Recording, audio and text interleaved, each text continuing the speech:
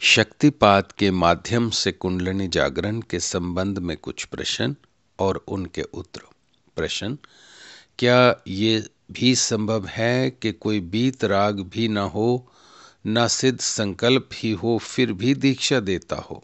गुरु महाराज: ऐसा कर पाना गुरु संकल्प के अधीन दीक्षा देने से संभव है। तब अपना संकल्प गौण तथा गुरु का संकल्प मुख्य होता है। प्रश्न: क्या शक्ति जागृति के कई प्रमाण श्रुतियों में भी मिलते हैं? गुरु महाराज: श्रुति उन शास्त्रों को कहा जाता है जिसकी रचना किसी मनुष्य ने नहीं की हो, अपितु ध्यान में अपने अंतर में श्रवण किया हो। वेद उपनिषद इसके अंतर्गत आते हैं। श्रुतियां शक्ति जागृति के प्रमाणों से भरी पड़ी हैं। जिनको इस विषय में रुचि हो वह अध्ययन कर सकते हैं। सामान्य साधक को यह प्रमाण एकत्र करने की आवश्यकता नहीं।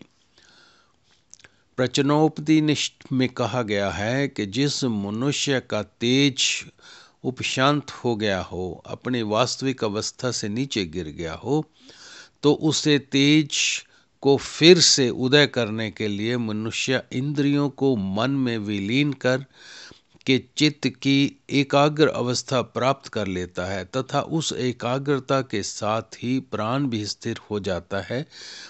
वह जिस भी प्रकार का संकल्प करता है, प्राण आत्मा से युक्त होकर उसे उसी लोक में ले जाता है, अर्थात वैसी ही उसे सिद्धि प्राप्त हो जाती है।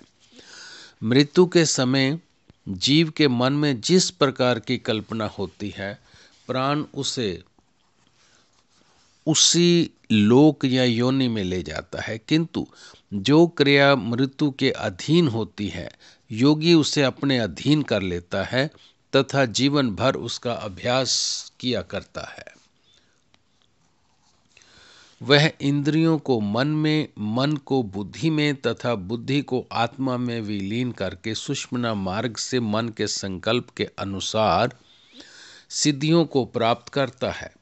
हर सिद्धि की प्राप्ति के साथ उसका नया जन्म होता है। अध्यात्म की दृष्टि से जो लोग नीचे गिर गए हैं, उन्हें अपनी पूर्व अवस्था फिर से प्राप्त करने के लिए योग मार्ग में मन इंद्रियों को अंतर्मुख करके एकाग्रता प्राप्त होती है।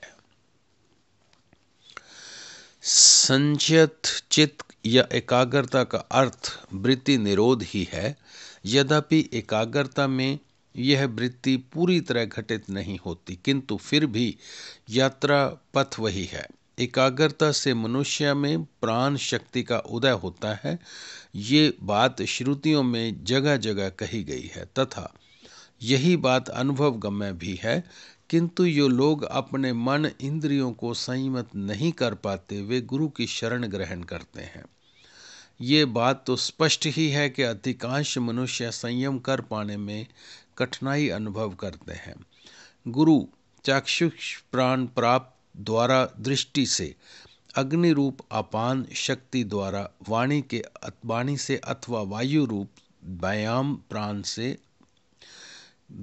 स्पर्श से शक्तिपात की आध्यात्मिक प्रक्रिया से प्राण शक्ति पुनः जागृत कर देते हैं। इस बात का संकेत भी प्रश्नोपनिषद में दिया गया है। जगत के प्राय मनुष्य अपने प्रयत्न से एकाग्रता प्राप्त कर पाने में असमर्थ होते हैं। एकमात्र गुरु को ही शक्ति जागृति के उपाय के रूप में नियम स्वरूप स्वीकार किया जाता है। गुरु के चित्त शक्ति का संयोग प्राप्त होने के पश्चात तथा शक्ति जागृत हो जाने से शिष्य में स्वयं भी मन इंद्रियों को संयत कर पाने की क्षमता का विकास होने लगता है।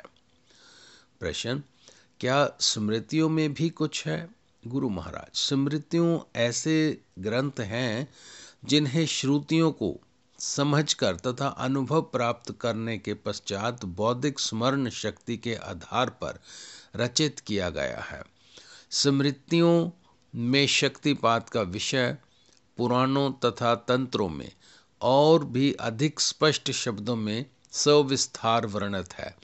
शिव पुराण की वायवी संहिता में तो शक्तिपात का शब्द प्रयोग करते हुए कहा गया है कि शक्तिपात के बिना तत्वों का ज्ञान, आत्मा की व्यापकता एवं उसके शुद्ध बुद्ध होने का ज्ञान संभव ही नहीं।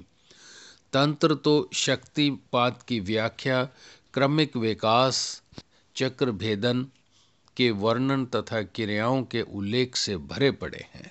जय गुरुदेव।